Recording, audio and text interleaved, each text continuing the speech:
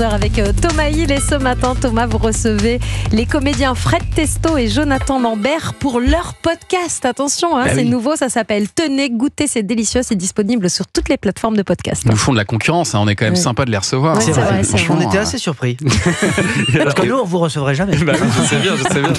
Est-ce que vous pouvez nous présenter le mannequin qui vient d'entrer dans le plateau? Enfin, c'est peut-être pas français. On l'appelle la belle Olive. Ah, la belle Olive. Olivier Benkemoy. Regardez-moi cette calamata, on en mangerait. Il est superbe. Effectivement, et la chemise est en partie ouverte et on n'a qu'une envie, évidemment, c'est d'ouvrir les paupières. Si vous aimez les aliments poilus, je vous conseille. Vous vous trompez, Thomas, la chemise est en partie fermée parce qu'il y a plus de boutons ouverts que fermés. C'est vrai. Un vrai petit kiwi, celui-ci.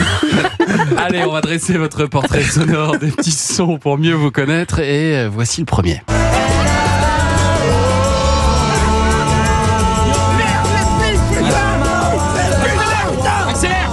Accélère, fais pas ça, t'es dingue, délit de fuite, c'est grave, c'est la tôle, les mecs. Balance le joint. Merde. Ouvre la fenêtre, Je défonce, ok. Faut que j'appelle ma femme, sinon c'est le divorce. Mais c'est foncé, merde. Ta gueule, c'est ma femme. Ta gueule, toi.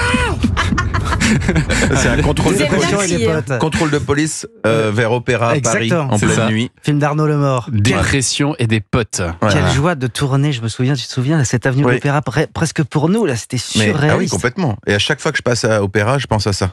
J'ai le flash de me dire, putain, on s'est fait arrêter là pour de faux. Très bonne scène. C'est génial de jouer comme ça avec des vrais potes en plus. Ah ouais. C'était Arnaud Lemort avait réuni, c'est vrai, on était 4 à se connaître, en tous les cas déjà hors fiction, on va dire. Oui. Et ça, c'est un film qui a une vraie seconde vie. Il paraît que sur les plateformes, ça marche très fort. Donc voilà. Avoir Dépression et des potes, film dans lequel il y a aussi Anne de Pétrini, qui tient comme par hasard est l'invitée du nouvel épisode de votre podcast qui sort aujourd'hui.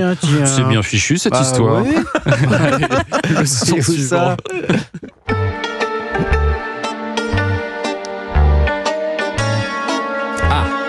Est-ce que vous reconnaissez cette bande originale? Borsalino? Non. C'est du Vladimir Cosma. Ouais. C'est une bande originale d'un film de Jean-Pierre Mocky. Eh oui, Monsieur Cauchemar. Ah, voilà. Il y a des souvenirs. Monsieur Cauchemar, dans lequel vous donnez la réplique tous les deux. Mais alors, impossible de mettre la main sur le film. Je ne sais pas si vous avez brûlé les bandes ou qu'est-ce qui s'est passé. Je pense qu'il y a eu une avant-première et puis voilà, ça s'est résumé. Un succès assez furtif. Mais non, mais il y a toute une légende autour de Jean-Pierre Mocky où en fait, il avait toute la chaîne de fabrication d'un film, le processus, jusqu'à la distribution, même à exploitation, puisqu'il avait une salle à un moment. Et en fait, à travers cette chaîne, il pouvait faire n'importe quel film, entre guillemets, et avoir des aides. Et je pense qu'il se débrouillait comme il pouvait avec ça. Donc parfois, les films n'étaient vus que... se perdaient. Ce qui ne l'a pas empêché de faire des chefs-d'œuvre. Mais oui. Et pour nous, une excellente... Mais il racontait quoi ce film? Vous pouvez me dire ce que vous voulez, parce qu'on le verra jamais. Je crois que c'est l'adaptation d'une nouvelle... Oui, de Georges Simenon. Ouais, je crois que c'est ça. Ouais. Nous, on jouait des inspecteurs de police un petit peu décalés. Mais l'univers, c'est surtout le fait d'avoir tourné comme ça, un peu de manière artisanale, ensemble des scènes de fou. Et tourner avec Jean-Pierre Mocky, quand même, c'est quelque chose. Surtout en temps de moteur pour de vrai. Tu l'as là sur ton téléphone, non? Et est-ce qu'il a la réputation de péter un peu des câbles? Est-ce que ça a été le cas sur votre tournage? On l'a forcé. Vous étiez demandeur. Là, franchement... Non, moi je disais, je voulais tourner Jean-Pierre Mocky et les 40 moteurs, donc j'étais avec mon téléphone et j'étais en train de m'approcher de son visage de façon très intrusive. Et lui dire, alors Jean-Pierre, quand est-ce qu'on y va? Dire, allez, faut se dépêcher, moteur. Et je dois en avoir pas loin de 40, c'est vrai. Allez, le son suivant. J'ai 10 ans, je sais que c'est pas vrai, mais j'ai 10 ans. Ah ouais. On a beaucoup tourné ensemble finalement. C'est ce que l'on a constaté finalement. J'ai 10 ans, c'est un téléfilm qui vous a réunis après la série Fête des Gosses que vous avez tourné ensemble pour France Télé. Bien sûr. Philippe Lefebvre. C'est du pur hasard qu'on vous réunisse tous les deux, ou est-ce que c'est l'un et l'autre, vous dites ce serait bien que t'appelles aussi mon pote? Ça va être de moins en moins un hasard, puisque on va faire en sorte que ça se passe comme ça. Mais vous vous affichez au grand jour là. À l'époque, c'était le hasard. Mais là, on a affiché notre relation, voilà. Et on s'en fout. On est hétéro-curieux, voilà. Il n'y a pas de mal. dira-t-on. Et alors? Il n'y a pas de mal. Hétéro-curieux. Mais non, il n'y a pas de mal, justement.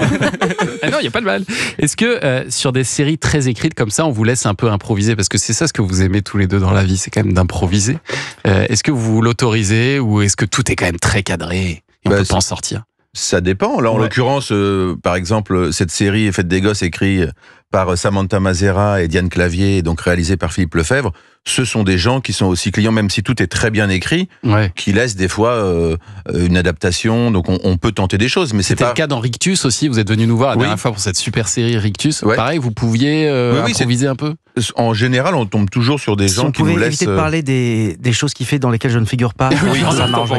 Revenons à ce qui nous intéresse. Notre couple, notre tandem. En tout cas, on va dire qu'on propose. Voilà, on propose. Non, mais après, il y a des exercices qui s'y prêtent. C'est-à-dire que forcément, le podcast, c'est un abîme de liberté. Donc, l'idée, c'est presque de remplir ce grand vide qui nous est laissé. Alors que quand on est dans une fiction, que c'est écrit, qu'il y a un réalisateur, il faut quand même rentrer dans un cadre et puis respecter aussi ses partenaires. C'est-à-dire qu'on peut pas. Mais alors, est-ce que l'étape suivante, ce serait pas d'écrire ensemble une série ou un film? Est-ce que vous y avez pensé déjà? Est-ce que vous y travaillez? On ne se l'interdit pas. En tout cas, voilà, oui, il y a des projets dans lesquels les uns seront avec les autres. On a écrit Intérieur jour. Un titre. Intérieur jour. On sait que ça commence. Voilà, a priori, ce sera plutôt un film solaire. Voilà. Il y a toujours ce problème de travail. À un moment, bien sûr. Monsieur Lambert a un projet dans lequel je participerai, et moi j'ai un projet dans lequel il va participer aussi. Déjà. Non, l'idée c'est d'avoir déjà un employé gratos en fait. Exactement. On paye pas les copains. Pour l'instant, il y a ce podcast. Tenez, goûtez, c'est délicieux. Fred Testo, Jonathan Lambert réunis ensemble. Et puis alors, dans un instant, on va parler d'un film avec monsieur Olivier Benkemoun, le Denis Roussos français. Qu'est-ce que vous avez prévu ce matin? C'est un film coréen. Avec une bande-annonce coréenne. Donc, on va vraiment se régaler ce matin. Sud-coréen, j'imagine. Bien sûr. Est-ce que du coup, on a envie de l'écouter? Bien sûr. Est-ce qu'on reste là? On est fan. Ah si, j'adore. C'est tout de suite sur Europe 1.